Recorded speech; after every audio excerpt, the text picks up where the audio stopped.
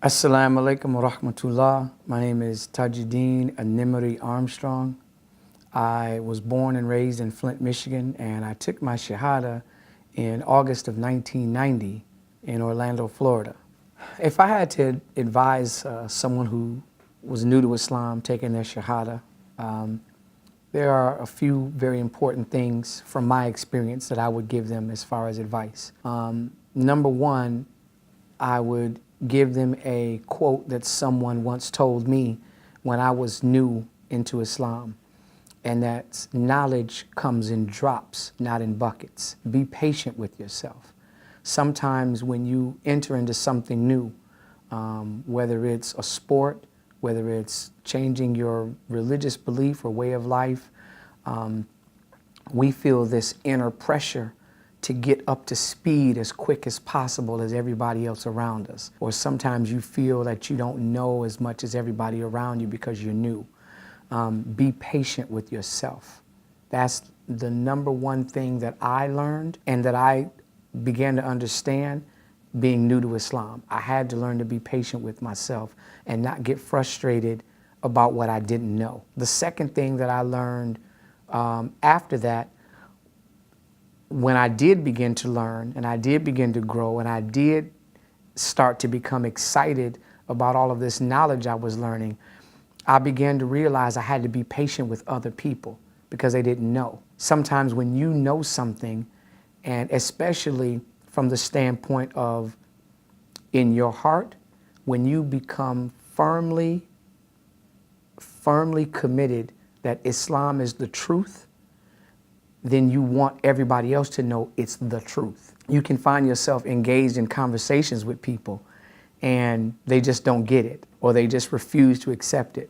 You know, they don't believe Islam is the truth. They don't believe Islam is the correct religion. And so you have to be patient and not,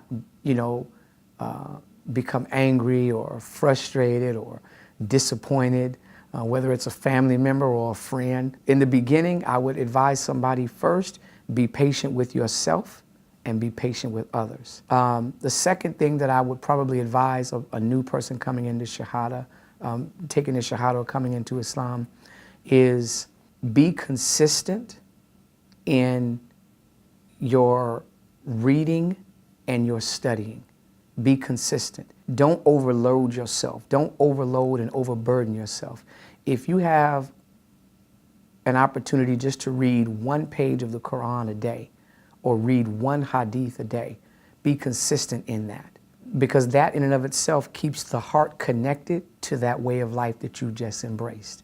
And it allows for there not to be a period of time that goes by that you're not associated with the written word, with that prescription of the Quran.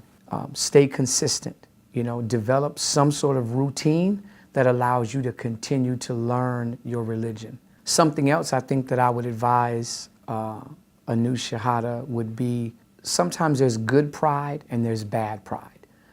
The negative or the bad pride that people walk around with sometimes is they carry the attitude of I'm better than you. That's the wrong type of pride to have. But as a Muslim, I tell people, be proud of the fact that you're Muslim. Be proud of the fact that there are tens of millions of human beings on this planet who have not been guided to Islam.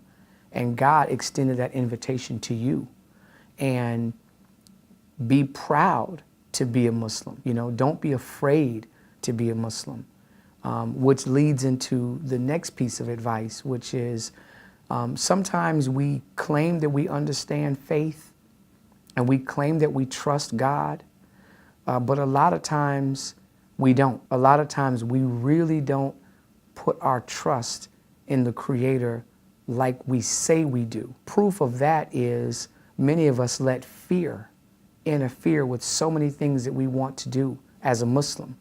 Whether it's go to the masjid, whether it's tell your family that you don't eat pork, or no, I'm not going to go dance, or no, I'm not going to have just one beer. Fear gets in the way. One of the ways that we can alleviate fear is you have to develop a healthy trust. You have to really believe in your heart and have the faith that, yes, if I'm doing the right thing, God is going to protect me.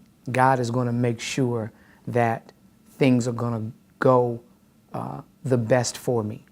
And that requires a blind trust, because it's not like you can have a conversation with God verbally like you have with a human being and there is a verbal response. Anything that you undertake, it requires a blind trust.